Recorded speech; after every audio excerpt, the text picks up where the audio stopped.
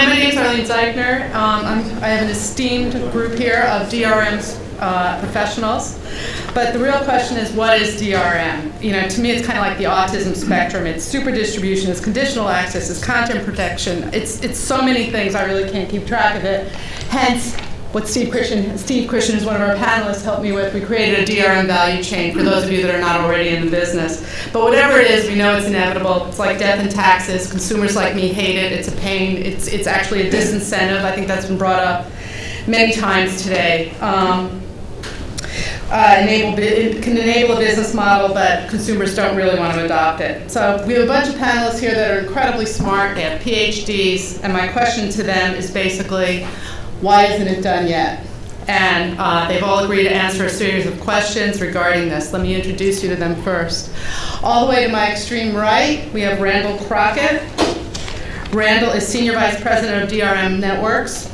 He was an event promoter for the Super Bowl motocross. He did funding. He was a founding event marketing firm, PR Crockett. They did events for Coors, Procter & Gamble. In 1998, he founded the Celebrity Theater in Phoenix, Arizona. He was one of the first people to create a web theater. He did online media sales for CWIE, and then he founded DRM Networks.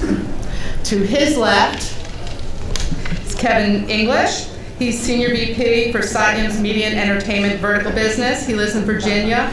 I got it wrong, right? Actually, that's Bill. I'm sorry, it's Bill Grubbs. The jacket threw me off. The jacket.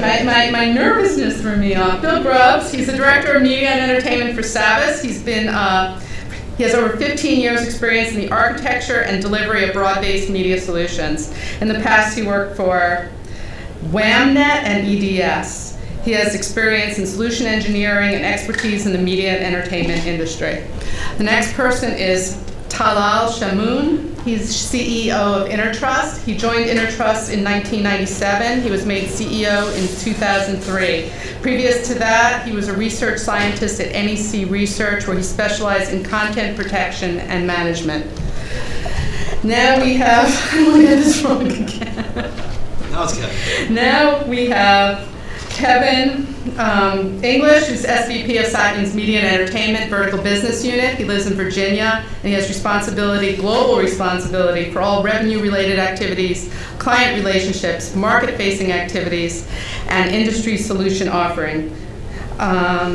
Previous to that, he was Media and Entertainment Client Industry Executive for EDS, where he supported tech strategy, and worked for KPMG Consulting, where he was Managing Director of Media and Entertainment.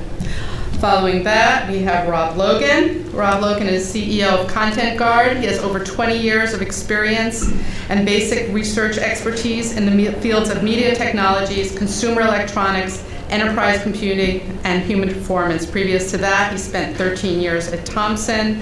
Previous to that, he was a scientist at IBM on researching large system optimization. We next have Mark Henninger. He's founder of Dream Tank, UVU, and the Anti-Piracy League. He has over 20 years of owning and operating successful and profitable companies. And lastly, we have Steve Christian, who's Director of Strategic Marketing for Verimatrix. He's a senior marketing executive with a wealth of experience in digital media and internet technology. Prior to joining Verimatrix, Mr. Christian was VP Marketing at Nine Systems, Inc., a provider of streaming media services. He has a degree in physics.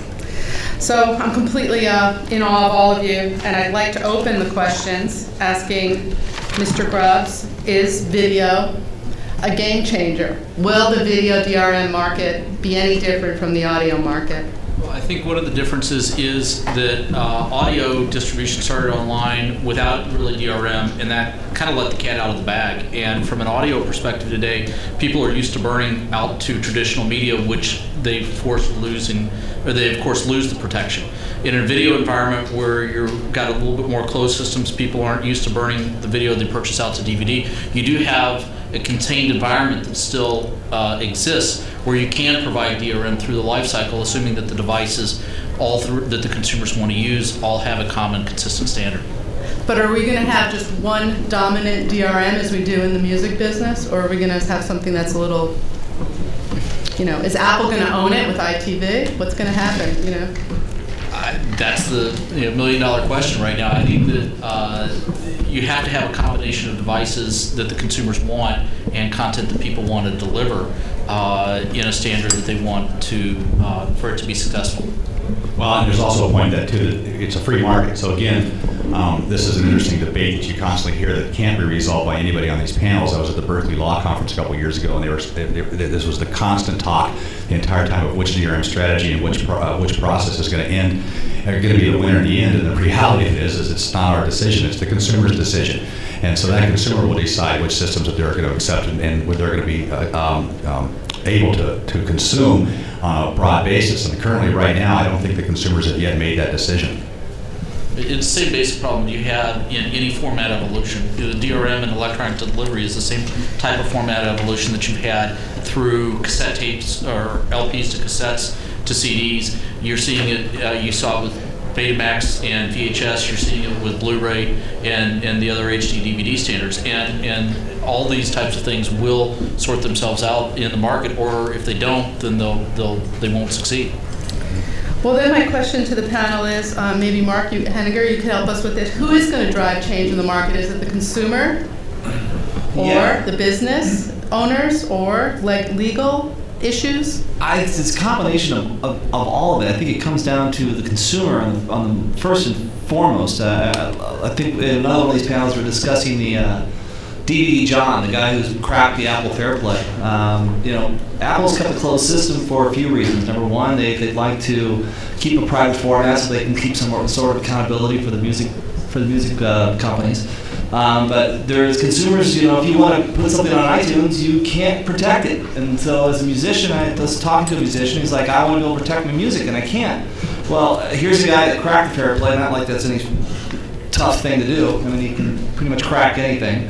And now with his ability to offer that as a FairPlay DRM, it might even be better than Apple. So the consumers really are going to drive the how we want to consume our media and how we want to, and what kind of rights we want.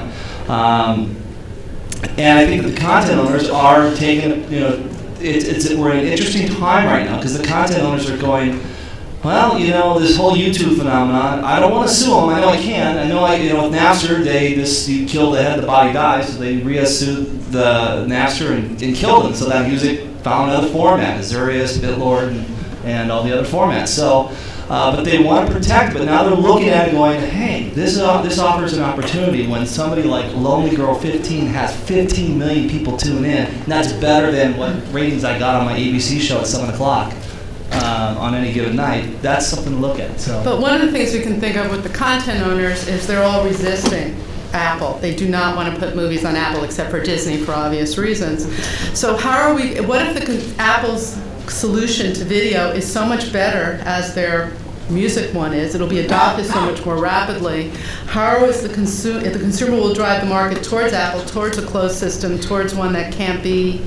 No, but what will happen? Understand that let's analyze what was put it out to the crowd and to the panels. What was Steve Jobs selling when he created the iPod? Was he selling music?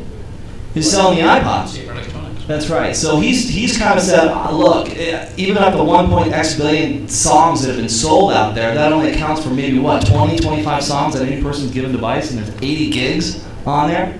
So he's taking the same approach from the ITV perspective. And if you know, this is the first time that Steve Jobs has announced a product that he doesn't have. And the reason why is he's saying, I want to take the same one-trick pony, which is I'm selling the ITV experience.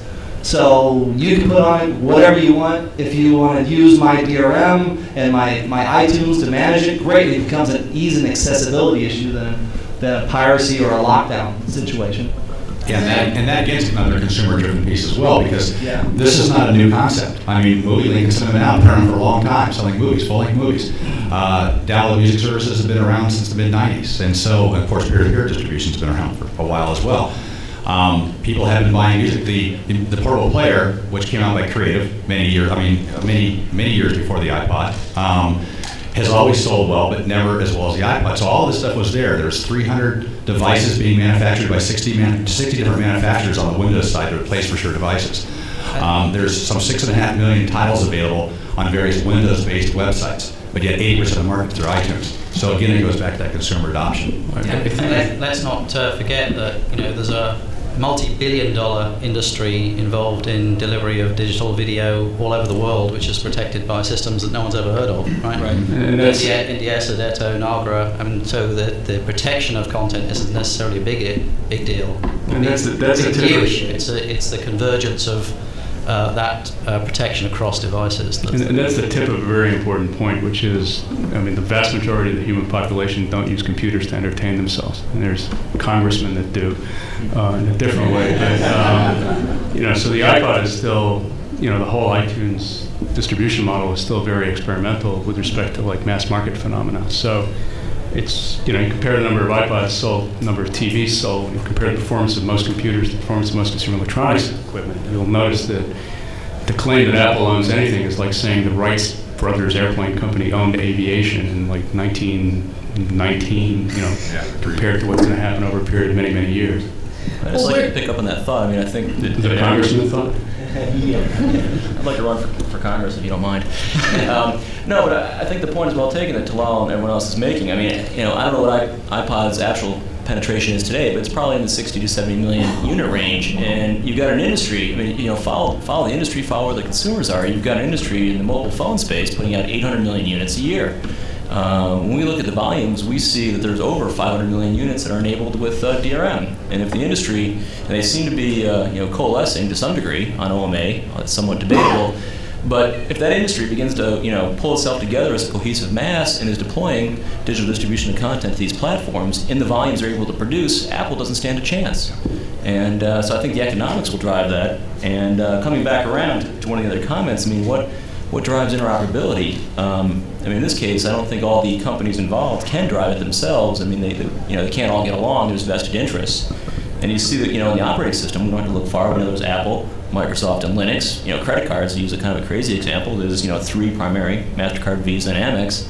It's likely that'll happen in DRM. I think that the mobile guys are probably the ones that could certainly drive some standardization. They have more volume than probably any other segments combined. Especially where those mobile people are involved in triple play or quad play setups with IPTV and so on.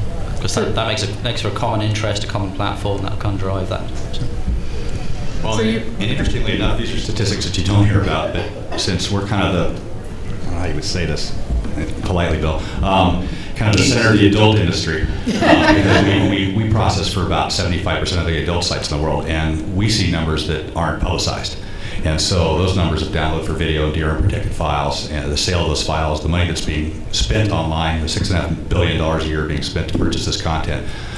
Sometimes these user habits and the amount of stuff that's going through the system are staggering, but these are things you don't hear about. And again, these go back to Windows-based systems. And so if you start looking at that market, seeing the adoption for Windows-based systems within that marketplace, why can't that eventually carry over within all the rest of the media as well?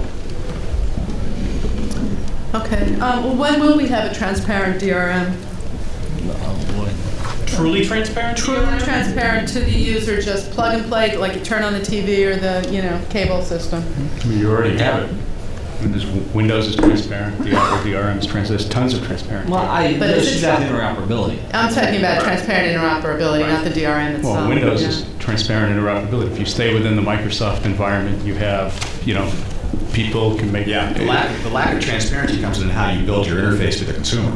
Right. It has nothing to do with inherent to the system. Okay. But so that's saying as long as you stay within a monopolistic kind of environment. Exactly. Transparency. I never said anything bad about Microsoft.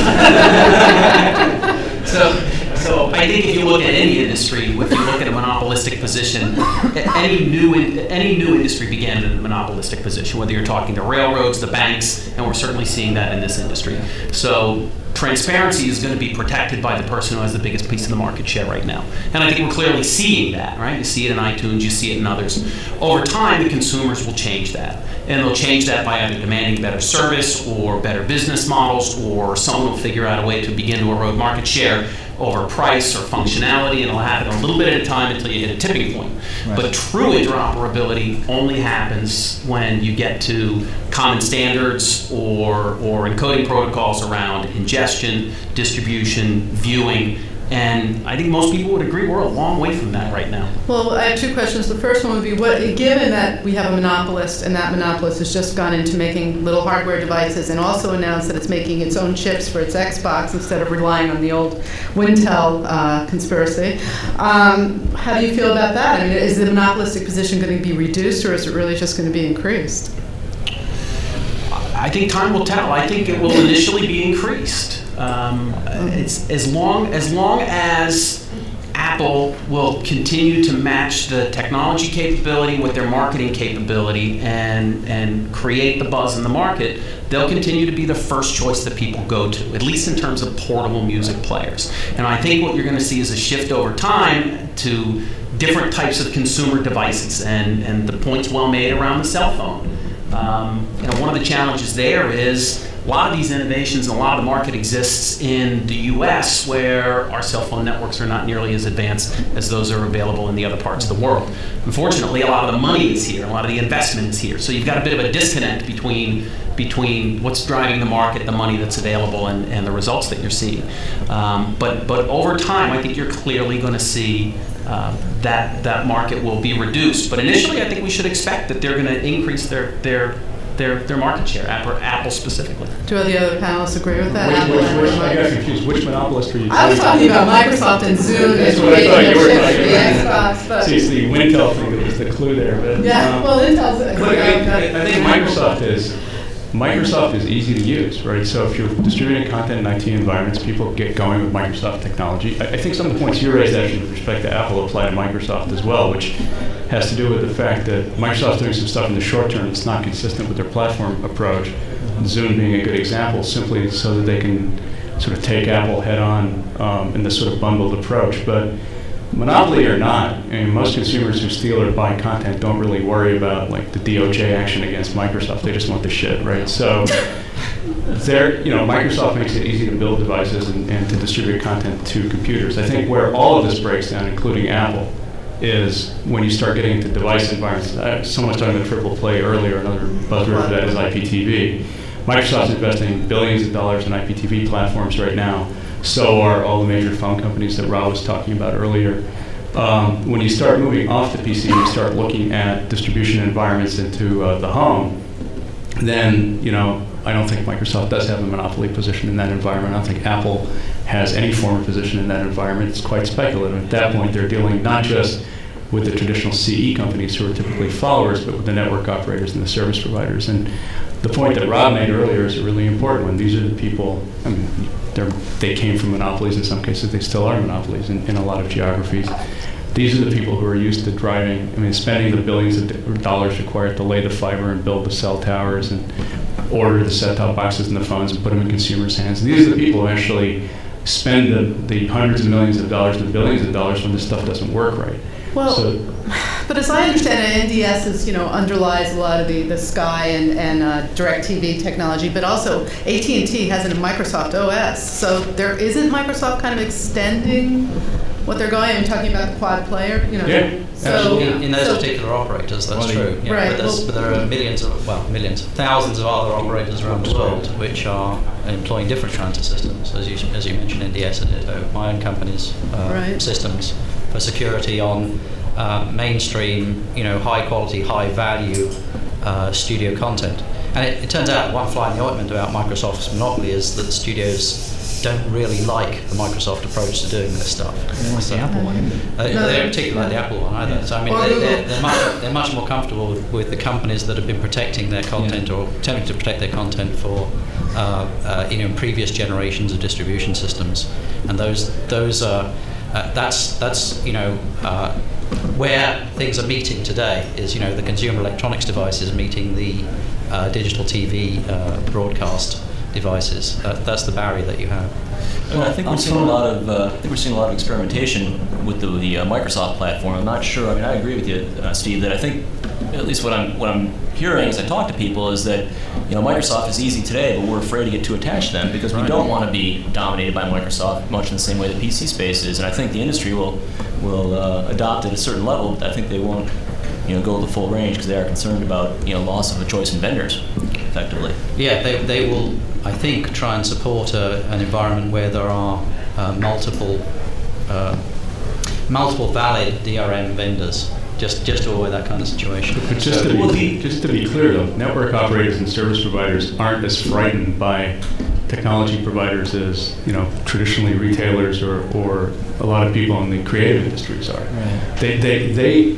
They are the original so-called gatekeepers, right? So they know how to order stuff, and monopoly, at the end of the day, they're going to go for what works, what helps them increase ARPU, what minimizes the customer service calls, all of that stuff. But they also have to go with what allows them to obtain the best content, the competitive content. And but again, the key argument they have to advance to the content owners is adequate security. Right? And if you look at least in the music industry, what's happened over the years is they've mellowed out about specific technology types. If you're trying to license music right now for a DRM-based music distribution system, you don't walk into a record label and have them say, you must use Microsoft DRM or Rob Logan DRM or whatever.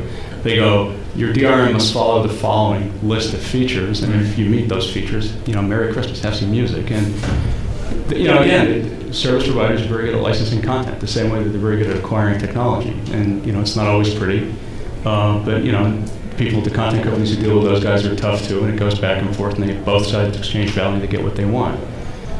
Well, I'd like to go back to interoperability, because that was a question you had. And the problem with interoperability is you've got DVD John out there who's cracked the fair play thing. You've got Microsoft's DRM's been hacked. So we don't really have a real trustworthy system in place yet. We're getting there.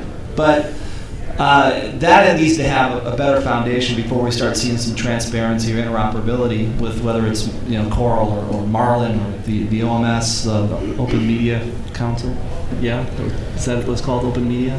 It's Open Media Commons, the OMC. But it really is going to come down to the consumer.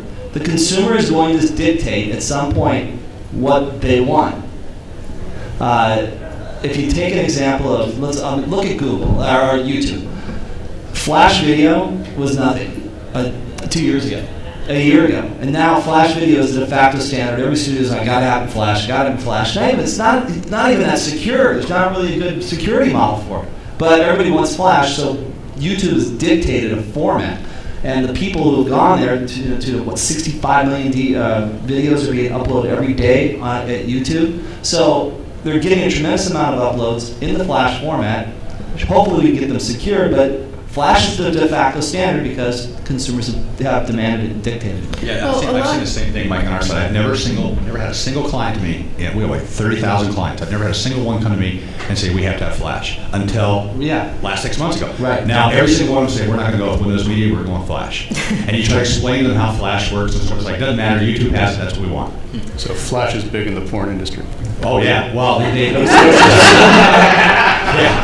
If they throw up the price of a Flash server, and somebody's like, how many flashes per second can you get? So I'm kind of curious, a lot of people are beginning to buzz around saying, well, now with the rise of user-generated content, we're not going to need DRM. It's proven that DRM is not necessary. Would you guys like to refute that? Blah, blah, blah. People buy what they need. Again, you don't have a successful business if you're stupid, right? And they're going to use DRM when they need it, and they're not going to use DRM when they need it.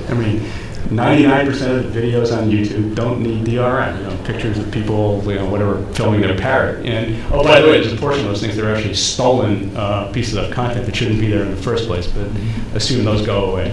Let me just make a quick point, which is there's more to DRM than protecting copyrights, and people who have been in the DRM marketing business for a while are now falling victim to their own marketing approaches of really selling DRM as copyright protection technology, which it is. But DRM as such is much more about creating value chains like the one on the wall there, and really sort of defending your service or defending your offering on an open network. And regardless of the value of the content that's being transmitted, if you're a service provider, a phone company, or a cable company, whatever, and you're using IP protocols to transmit your content, at the end of the day, you don't have the defense that comes from owning the fiber in the ground or owning the cell tower and beating people up who go near it and all that other stuff. So DRM is used to construct value chains. So even if you're giving away unprotected content, Right. you're funding it with advertising or whatever, at the end of the day, you need a way to keep your subscriber. And in a world where people can type your competitor's address into a little thing at the top of the web browser, you need a way to increase stickiness. Now, I think the point that was being made earlier about DRM getting in the way has more to do with it getting in the way of the consumer. And if the consumer feels that they're being hemmed in, they'll get pissed off and they'll figure out a way to leave. So you've got to be smarter about how you market as a service to your consumer. But DRM does more than protect copyrights. It helps people build services.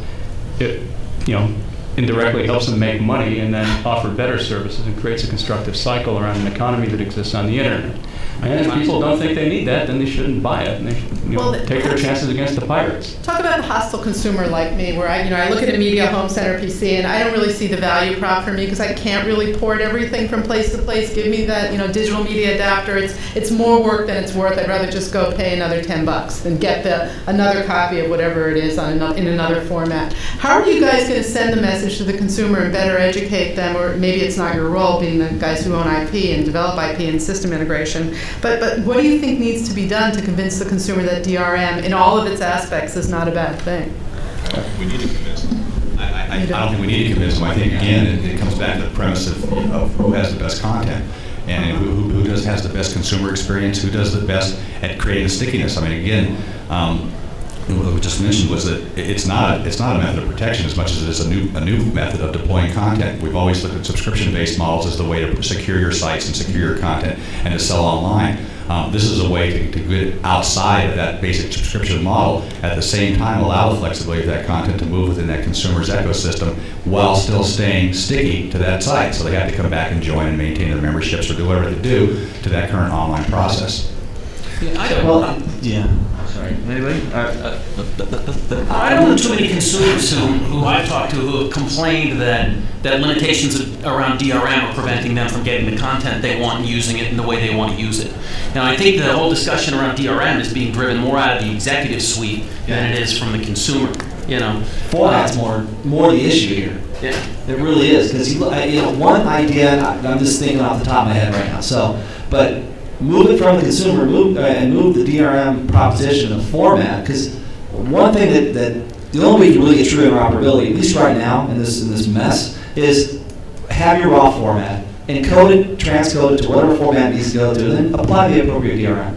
One way to affect a value chain would be to, hey, Verizon or Comcast, you offer for an extra $10 a month, you have the ability to put your photos up here, your home videos, and you can apply all the DRM you want to it and protect it, share it, even your music. Upload all your MP3s that you've stolen off the internet, put them up in a spot. You can access them anywhere they want and apply your own DRM. And if it's Windows Media, fantastic. If it's Fairplay, fantastic. And then if you say, I want to watch this media that I've uploaded of the cat flushing the toilet to my server that's a Comcast server, a Verizon server, and I say I want it on my iPod, Comcast has the ability to, or let's wave the magic wand, can then convert that into an MP4 file and then make it available for the iPod to download and apply a security DRM to that. And now you're starting to address interoperability issues, you're starting to address format issues, and by golly, they get to charge more money to us. So let me see if I get this. So everybody got a Google email account because we had a lot more storage. So you're basically saying the operator, the system ops, whichever one you use, the telcos, the cable ops, whoever you're going to use, are going to create kind of essentially digital lockers. You can dump your own DRM on it, store it on their servers, and then pull it down and send it to whatever device you want. I guess so. Yeah. How likely do you think this is? How long do I get that? I just made it up. How likely? I'm I don't know. How likely?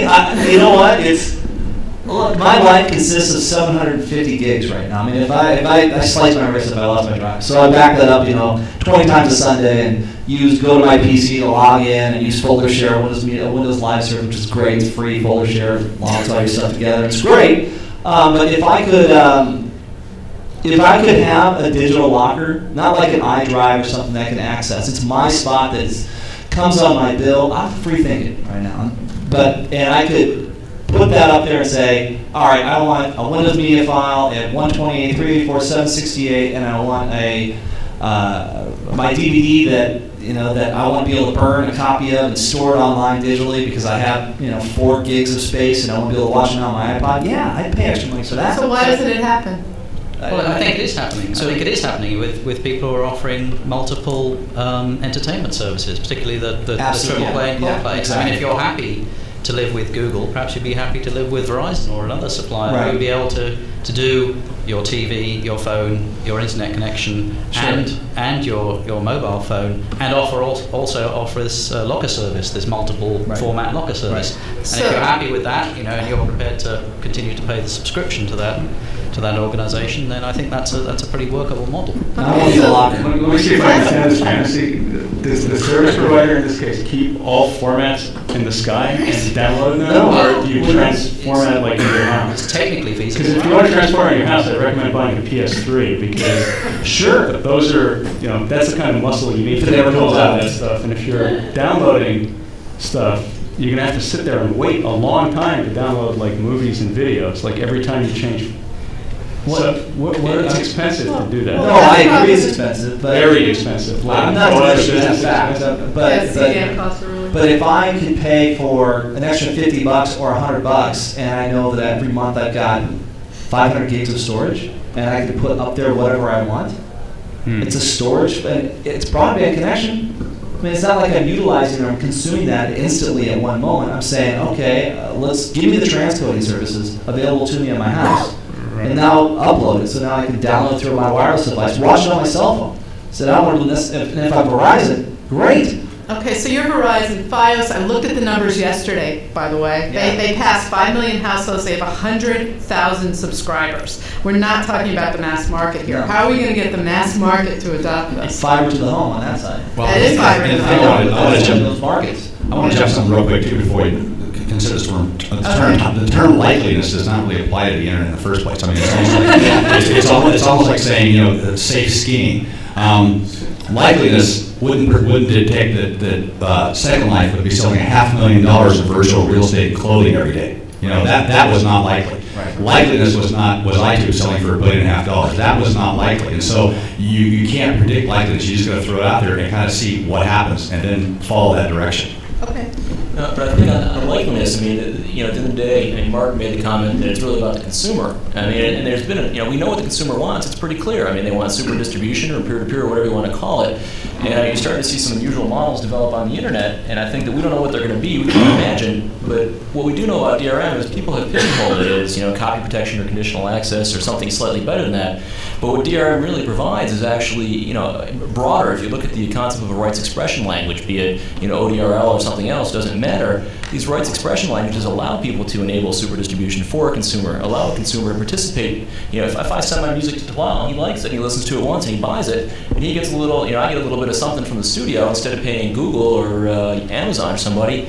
Hell, I'm motivated to use that. I'd rather do that and have Talal use it because that way I make a little money and Talal's happy for me to make to buy from me because I'm going to buy him a beer at the end of the day. Yeah. So some smart people out there are going to figure out how to utilize this capability of DRM. I don't know who it's going to be, but it's there. The technology's there. It's published enough and enough standards that someone's going to figure out how to use it. And because the consumers told us what they want, we're just not listening. Well, it's not just the consumer. The content owners are going to demand it as well, because at some point they're going to say stop. I recognize my content owners need to get paid for what they produced.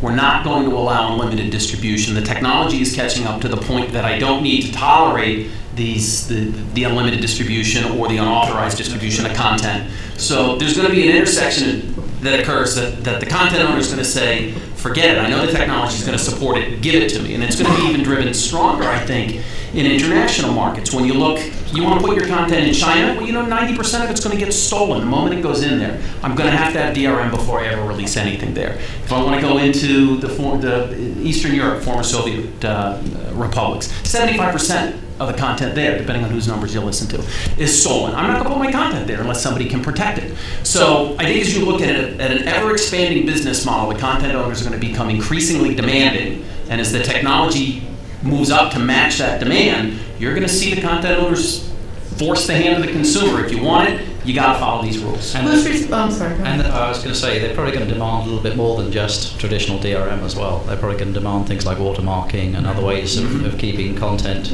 ownership accountable. Because that's one of the cultural gaps is, people's recognition that, they do have only limited rights to what they've bought, what they've purchased. And watermarking is at least one way to remind them that there's a restrictive license attached to what they're consuming, what they're entertaining. Forgive me, but who's responsible for compliance when you have watermarking? Who's going to go after somebody that's sending it out to 15 different places? Is it the content owner? Is it the DRM company they're licensing? There's from? at least two aspects to it. The two that I'm thinking about are just reminding a consumer that this is actually something that they own. They bought a physical DVD. If they equate that to a car, they're very careful what they do with that car, right? Because anything that happens to that car will naturally come back to them, and so on and so forth. If they had the same attitude to media, then perhaps they wouldn't be so free and easy about copying it up to YouTube and indulging in what might be called casual piracy. So watermarking gives some kind of reminder that this is a personally owned piece of content, and that you should be careful what you're doing with it. The second thing that it does, obviously, is it provides a tool for content owners, whoever wants to enforce copyright rules, to shake up the world with, by authorizing a police raid, where somebody comes around and rips apart a factory in Russia or somewhere like that, which is mass producing bootleg DVDs. But if it's online, expired media, and then you go back to that guy and say, hey, you just lost all your privileges. And for YouTube, obviously, you can to some extent automate the process of detecting and understanding who does and doesn't have rights to upload things. And that comes down to, it's like, hey, give me $10. No, I'm not gonna give you $10. Do you got any CDs? I might have a few CDs for you. But if you own that content, you say, I'm not going to give you my music, I'm not going to share that with you. If you can put an ability to DRM that because I want it DRM'd, and you put the DRM in the power of the consumer, I'm not going to share these things with you. And if I do, and you want to listen to it, I can't. Somebody help me. There's a company that just started wrapping Windows Media files, audio files, and they're just letting them out in the open. And the only thing that it's doing is it's phoning home and saying, I'm playing here. So now they're able to at least track what's being played. And the beautiful thing that Randall can go in more detail about with DRM networks and with Windows Media is that you have the ability to expire that item immediately at a second's notice and have it pop up say, you can't play this. If you'd like to watch this and other things or listen to this stuff, you pay us $4.95 a month and now you get access to this and all this other content as well. So the consumer can wrap his media, the content owners can allow the consumer to wrap that media, and the content owner controls the media.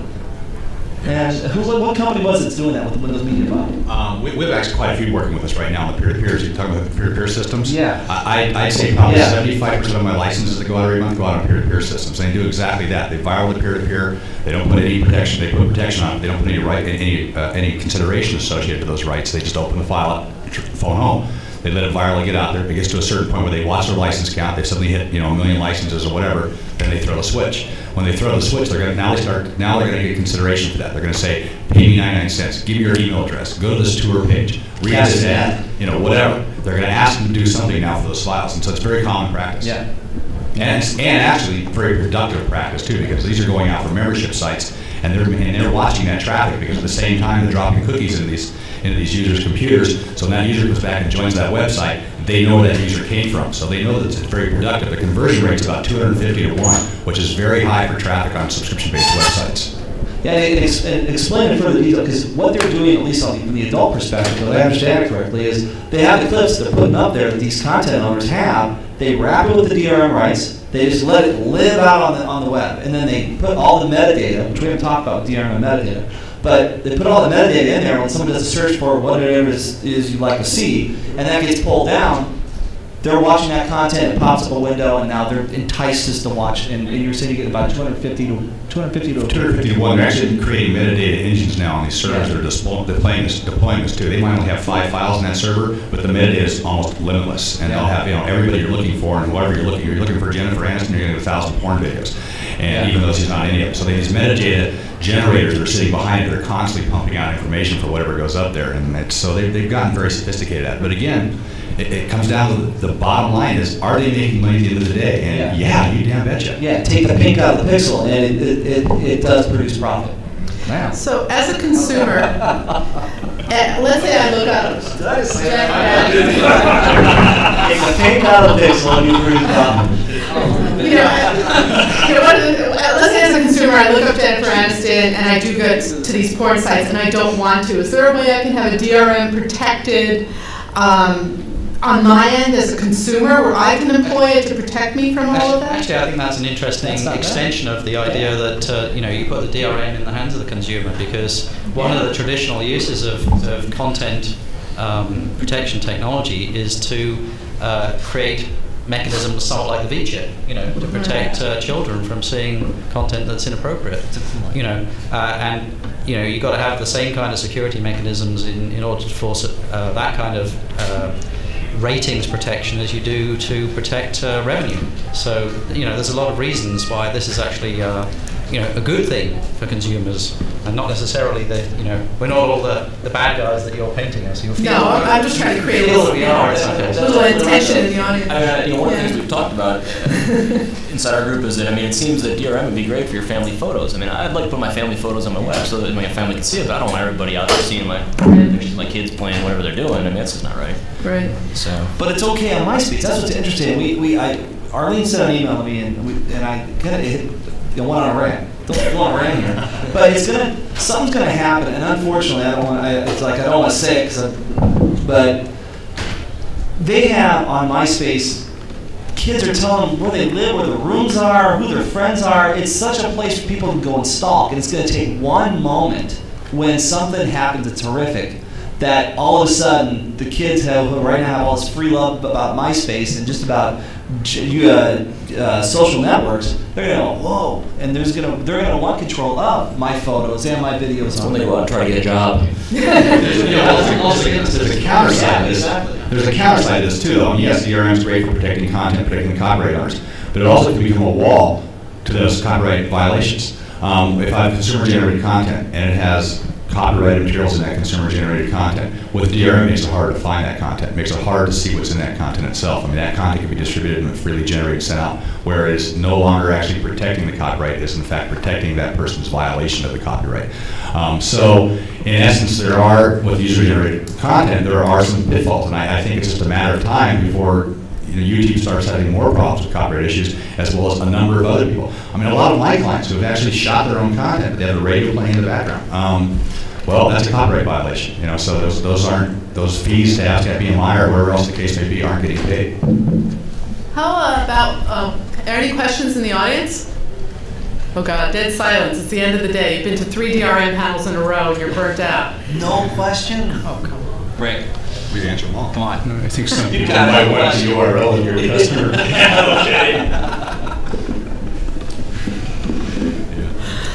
Free pass. What's going on? What brought you into this forum? What things were you looking for? Was there a certain specific? Rick Patterson Media. Just like to know, we talked about watermarking technologies and DRM. We seem to do them separately. You put them together. You know what? I was just thinking about that. Sorry. Yeah, I can. It was on my pen. You want to? You I just think it's great if you're able to take a DRM, take your DRM and say, let's say it's user generated, and now I want to give you the right to see my content.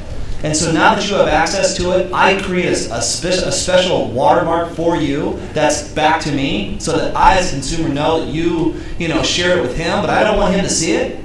You're giving my sales pitch. Oh, that's all right. Pick up. What's going on?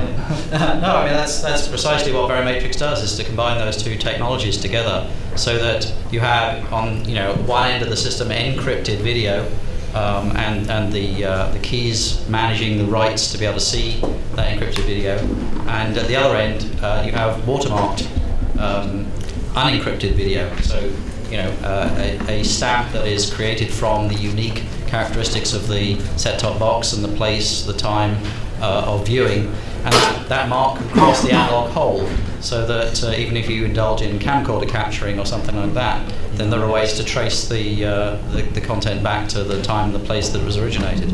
So yes, I think that those kinds of strategies actually start to become pretty powerful. In fact, I've had some conversations with content owners that suggest that watermarking could be a more powerful tool to them than DRM alone. DRM is obviously slightly tarnished in terms of attacks tend to at some point compromise the DRM. I mean, it's always renewable, but any cryptography system can be cracked in some And most watermarking, in fact, all watermarking systems can be attacked as well. Well, they can be attacked, yeah, but that successfully. But what kind of watermarking are we talking about, though? Are we talking about a bug, or are we talking about a digital? No, we're talking about a forensic watermark that is not visible to the typical user of a video, but does remain in the content through recompression and distortion and so on and so forth.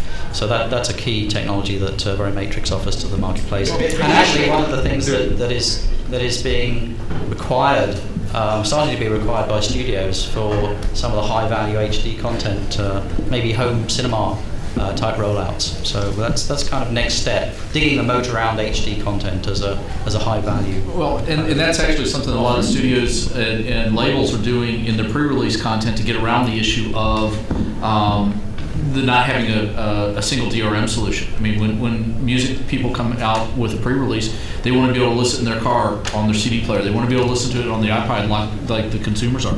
And that's certainly one interim solution that in closed communities is being used to be able to give the consumer a confidence that if it got out, they're going to be able to track it back to a serial instance where it was delivered. And then you get a little bit of a scalability issue if you do that on a broad consumer basis, but certainly there's potential there to combine them. There's a question over here. Oops. Yeah, the question is going to start with a series of statements. We take notes. Please form them in questions.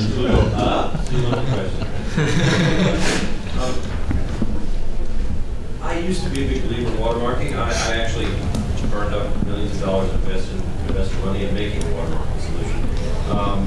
And it's entirely possible to make a solution that can vary the watermarks and fashion it really hard to strip, or maybe even impossible to strip. You can vary long waveforms of the content, as long as what you're trying to put in there is not a large amount of data. But the issue with all that winds up being, who's going to prosecute the 15-year-old? And what does that do to their business? And the anecdote that I use is the Adobe anecdote of the Alcomsoft founder, where they were completely within their rights to sting the guy that brought him to the United States, had him arrested, and as a result, a number of key Adobe executives had to resign, even though what they did was completely legal because of consumer backlash. Consumers don't like companies they give money to arresting grandma or taking a college fund from a 15-year-old. So the point is, the question is, does anybody on this panel actually think that A, they would, if they were in an executive position, prosecute somebody based on watermark divergence? B, do you think any of your clients, upstream or downstream, would actually pull the trigger and see the consumer for prosecuting consumers? The consumer is not your biggest threat. Yeah. Casual. The other web-centric properties are your biggest threat. The most amount of DMCA violations that we get in our door are from websites stealing other websites as content. Realize there's millions of websites out there, not all of them are as legitimate as the others. And so, yeah, are they going to go about the end consumer? Probably not. One, the money trail doesn't go there. They're not. There's really no liability about them with. You can't really sue them per se. But if it's another website that's selling your content, that's a whole different story. And that's very common. Well, and I'd take that even to the extent that if you go back and look at the other mediums, the physical mediums, where a lot of these companies today are losing the money is not by file sharing, but it's this replication plants in Russia. What's organized crime doing in Russia these days? They're buying discs when they come on the market in New York, shipping them over there, and beating the content owners into other geographic or global market segments. So don't you think the Russians will just get a fake ID, sign for a fake account, get the content out? Yeah, I mean, the challenge with watermarking is the enforcement's on the back end, and the enforcement's expensive. And if you're in a jurisdiction that doesn't have a body of law that enforces piracy and violation of intellectual property, Watermark doesn't buy you a thing. But that's true of any copyright. No, absolutely. Absolutely. So to do with watermarking per se. It's a question of infrastructure. Right. So I think watermarking in and of itself is not a single strategy for protecting content. Okay, it is well, we talk about watermarking, I think in effect is a stick rather than a carrot, right? And everybody that's been talking about watermarking has been talking. It depends how you use it. I told you it was two things. It's a reminder of personal ownership and the responsibility that goes along with that, plus the potential tool that somebody could use to actually prosecute at the end of the day. But your question was, are they going to sue? I don't know. But in doing this for my clients, encoding and securing and archiving and delivering content, part of what even though I may do that and provide the tools that are out there to package them properly, I encourage them to say, look, make sure you have the ability, just turn it off. I mean, whether you want to sue them or go after them or prosecute, shut it off first. Then decide what your assessment is. I mean, I think they did an assessment on the movie side about how many billions of dollars they lost last year, or hundreds of billions of dollars they lost last year. But in reality, somebody in China wasn't going to watch Mission Impossible 3. They couldn't get it. So if they watched it, well, as long as they shut it off, that's what's good. I'd like to ask the question of Talal and Rob. You're both, at the helms of big IP companies. Where is the new intellectual property in DRM? Where is it going? Where's the research? I mean, what's happening that's really exciting the two of you? Oh boy. Jennifer Aniston. The porn site she's on. There's two aspects of what's going on right now. One is an execution aspect, right? So there's a lot of the core stuff's been done by and large, but I don't think a lot of thought's been given into actually how you build it out in consumer-friendly systems, scalable systems. How the conversation about watermarking is an interesting one. There's two aspects of watermarking. One is the signal processing aspect. The other is the rights management aspect. And you can use it forensically or you can use it for copy control. And that's a function of what the watermark says or how it's used in the context of a content distribution system.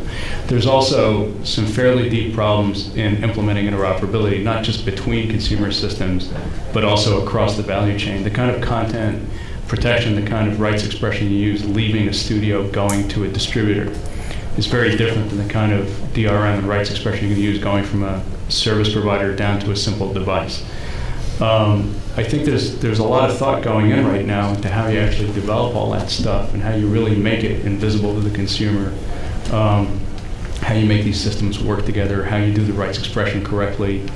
So there's a lot of, it's funny, there's now academic journals that are being devoted to DRM, which is, when I got into this stuff, it was, you were still trying to figure out what DRM meant. The other interesting thing about the watermarking point is there's a lot of people who add DRM into the category of, watermarking into the category of DRM technologies. Probably one of the more obnoxious examples of that was last year with that whole rootkit thing, the BMG. I would have, if you had asked me, in fact, I had just been interviewed by a reporter from NPR like a week before who was just looking for a soundbite to put into a rootkit sucks story. And I wasn't even aware of what was going on. And halfway through this interview, I'm like, why are you talking to me? It's like, that's not DRM. She's like, no, it's so the category is expanding as a whole to sort of include all technologies that are actually used in a content distribution system. What is that? I mean, what percent of DRM is entertainment related? We're all here at Digital Hollywood. We're the entertainment people. But is that where most of the research is because that's where most of the money is? Or is it really focused around banking? And that's a marketing question. I mean, DRM as such has been defined traditionally as content protection, copyright protection technology. So I would say a large percentage of DRM is consumer focused. That said, you try to get an MRI from one hospital to another, right. It's a pain. And the reason is there's all these privacy issues. So you use DRM-ish technologies to do that stuff. Whether it ends up being called DRM or whether that name is so content-centric at the end that you have to think of a new name is a different question. I mean, as a whole, it's infrastructure technology. It gets built into our little affair with Microsoft was a lot more about core features in the operating system that managed protected distributed objects than it was about protecting music files, which is a subset of of the former statement. And in fact, you talk to people in pharmaceutical companies or in big R&D organizations in the automotive industry. I mean, they're having the same discussion about protecting their content, Legal which is a content. very different kind of content. Absolutely right. Attorneys, yeah, I mean, it might be off topic, but what about with Sarbanes-Oxley and with HIPAA? Are you guys seeing an interest or a peak of what can we do with you guys and how do we protect our media and protect patient privileges and legal documents? He has the answer right there. No, you can't watermark an MRI. No, you know what? I'm not one of your phone. I work for Accenture. I'm the global lead for rights management. One of the other hats I wear is enterprise DRM. When we look at Sarbanes-Oxley issues, there are some cool technologies out there. There's a Microsoft technology that's fairly lowest common denominator, RMS, that works with Office and plugs in. And there are more sophisticated ones that are very finely grained at the data level, know about your identity. They can like redact databases so that you can't see somebody's salary, but you can look up their phone number. The challenge with all of that is that in the enterprise, so these technologies are very similar to anything with DRM technologies. They use all the same essential concepts, some different buzzwords, but the adoption rate is very slow. And the reason is that Sarbanes-Oxley and other regulations require you to secure your stuff or be audited or whatever, but it doesn't require you to get enterprise DRM, so it's not really high on the hit list. These folks that are complying with regulations are doing what they believe they have to do quickly to get it done so they don't go to jail or get fined, but they are not necessarily stepping over the line and doing extra stuff. They don't feel they have the budget or the wherewithal to do the extra stuff. So enterprise DRM is something that we get a lot of discussions about. Not a lot of people are buying it, even though if it were implemented, it would eliminate many of the concerns that Sarbanes-Oxley and other regulations have, because if you have an enterprise DRM on content and you lose your laptop here at the show, I just gotta look over and make sure I actually have it with me. You're not going to lose confidential data because it's encrypted with AES and no one will be able to crack it. It's just we're not seeing that kind of swell, but what it feels like to me is like this stuff felt about 5 years ago, where there were moments when some of us couldn't even get jobs. Excuse me. It's going to change, and it'll change within this decade because it's really very easy to do. And I think what's interesting is the entertainment industry has paved the way for this. Technologies that have been proven out there as hackers are migrating back into the internet. So it sounds like a market opportunity for you guys. Rob, do you have any comments on what IP that you see coming up in the future? What Talal said. No, seriously, Talal is absolutely right. That's what we're seeing. Is that it is. I mean, the fundamental concepts of DRM, and they are generic. I mean, it wasn't. I don't think it was necessarily created for media and entertainment. At least I can, speak for some of the inventive concepts that really were the genesis of our company. They came out of a kind of a document orientation. We came out of Xerox PARC. So it's not strictly media and entertainment. It's a generic technology that works any place. The fundamental concepts, I think, have been hashed for more than 10 years now, and the invention is truly in the implementation and rounding out the technology. And as people implement, they come up with inventive ideas. And in fact, we've been looking fairly hard at patent filings throughout the world, and I mean there's a huge increase in patent filings in DRM, and they're implementation oriented. So I mean just to support that. Got it. Kevin, as the integrator here, what are you seeing as the issues? Since the issues they're mentioning it's all implementation, what are the key issues for you? I think the biggest challenges are there's so much flux in the market right now, and there's certainly no single monolithic solution. There are no real adopted standards per se. And so when you talk to businesses that are looking to implement DRM solutions, their challenge is, I'm very confused in the market. So can someone help me put these pieces together? And the challenge in putting the pieces together is, what part of the content value chain are you looking to address? Are you up front towards ingestion, or at the back end towards distribution? And each one of those has separate challenges. You talk to a lot of people in these shows, and they are very, very skilled in explaining narrow pieces of each element of that value chain.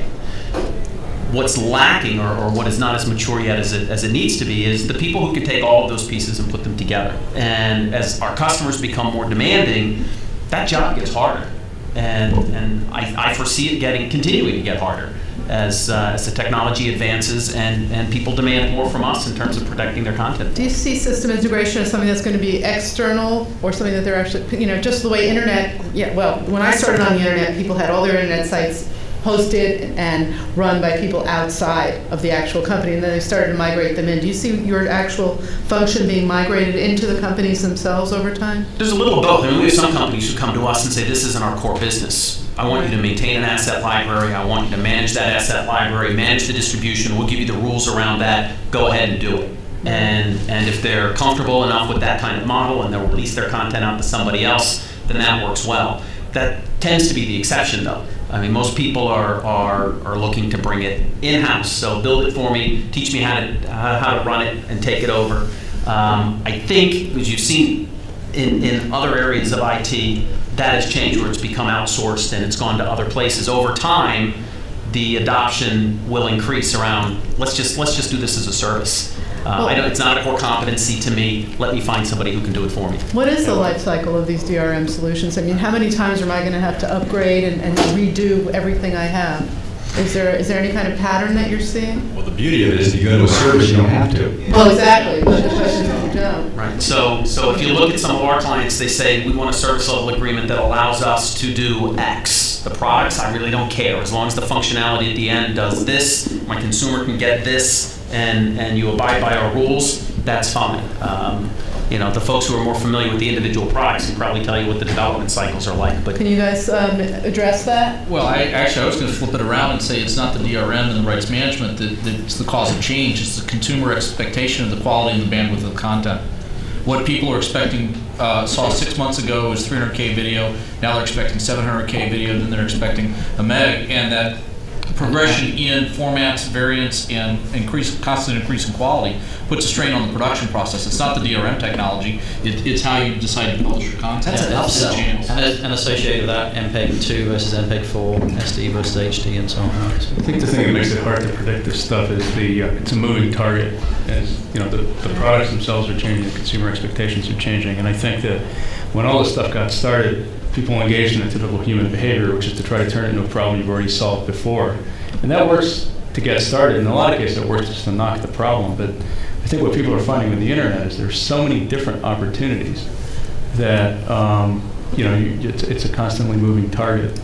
I mean, YouTube. I mean, who would have thought that something like that would take off, or MySpace, or any of that stuff? I'm sorry, you have a question, sir? I have a question. I'm from Magnum Semiconductor, who make chips for video products. We just connected our systems to the internet. Now we can play DivX movies off the net directly on your big TV, or you can take broadcast content free to air and stream it to somewhere in your other place in your house, or potentially out to the net. Or you could take your camcorder and stream your footage direct to YouTube if you just DivX? Or is it? No, whatever you want. You can play MPEG 1, 2, 4, next year H.264 and EC1. Okay. So we're starting to get into that. The question is, I don't know what to tell my customers who are the box makers like Sony or JVC or Samsung, what the rules are, and I don't know what core technology in terms of encryption and decryption to put in next year's chips, right? Outside of CPRM and BCPS and DTCP, which I already did.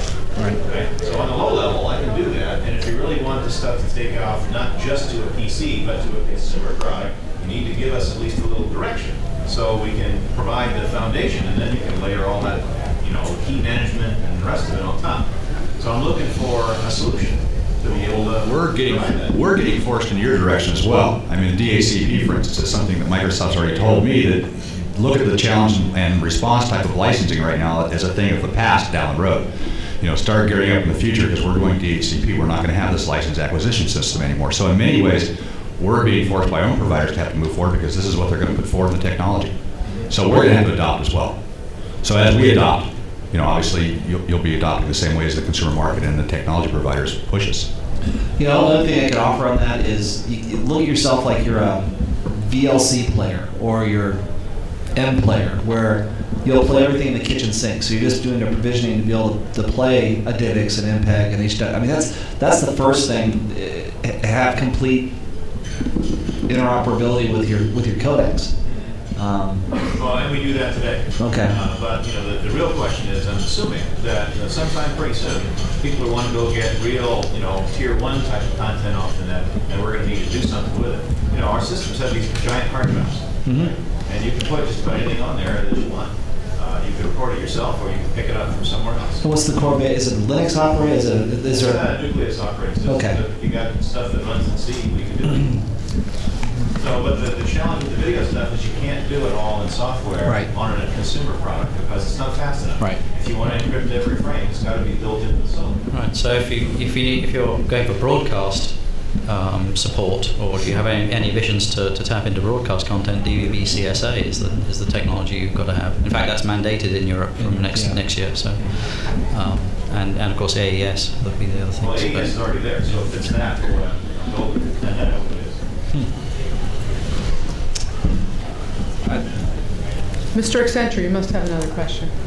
Okay. How many of you on the panel actually have a video iPod with $8 I have. Yeah.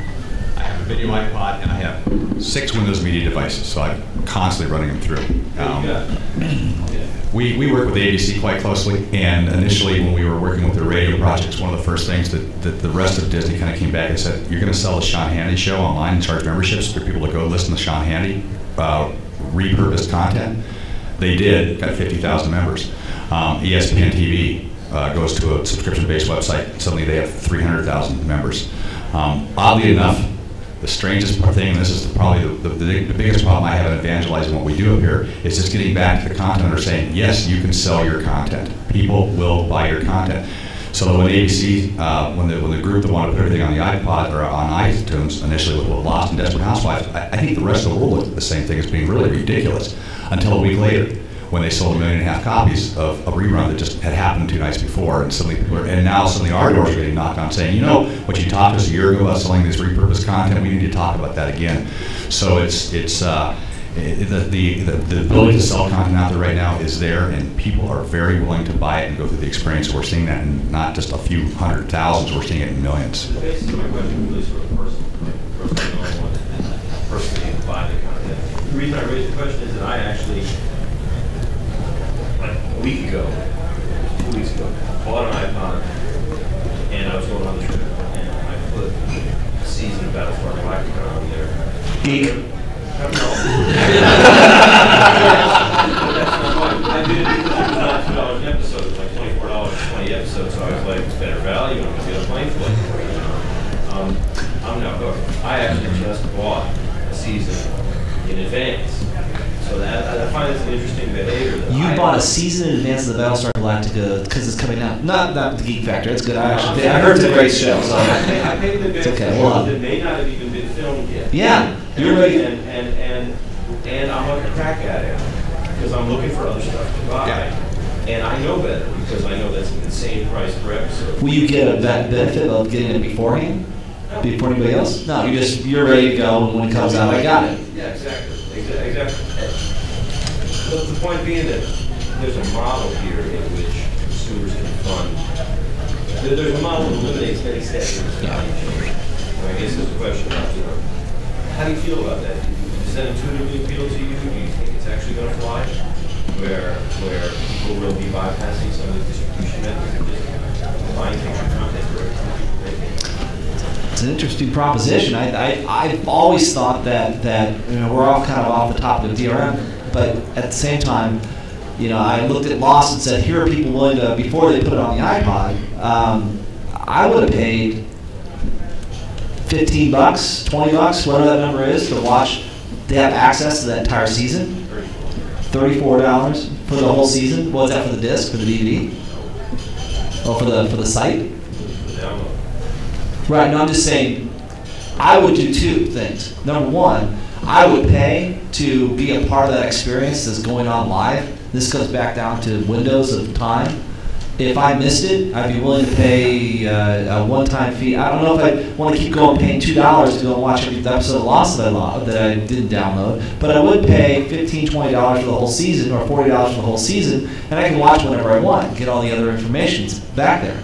Conversely, once that expired, if I wanted to own it, I would probably spend more money to have access to a digital file that would be DRM protected, and I can watch it whenever I want. I own it, and it sits on my drive.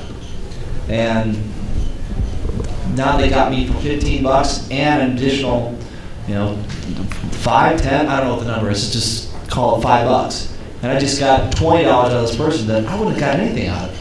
And I might go out and buy the DVD as well.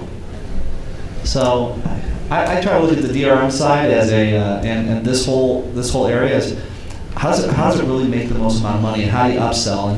And we touched on a topic which, you know, you have a DRM solution for Windows, and you have your DRM solution for Apple, but if you don't want your iTunes in your panel, it's like, I'm stuck.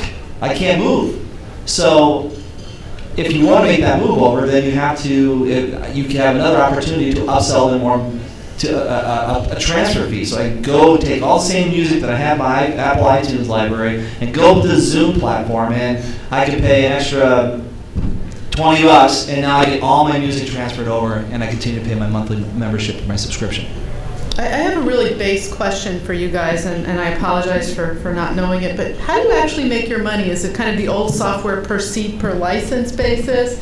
Are you licensing, you know, when you have the IP, are you sub-licensing it to another company on a kind of overall? But I mean, what are the revenue models here? Whatever they're willing to pay. The day I sat down and started pricing out what we were going to charge the DRM networks, I had no models to go by because we were one of the first, if not the first, actual DRM provider out there. And so I kind of sat down and I said, what would I be willing to pay for this every month? And I wrote them all up on a board, and I started throwing darts.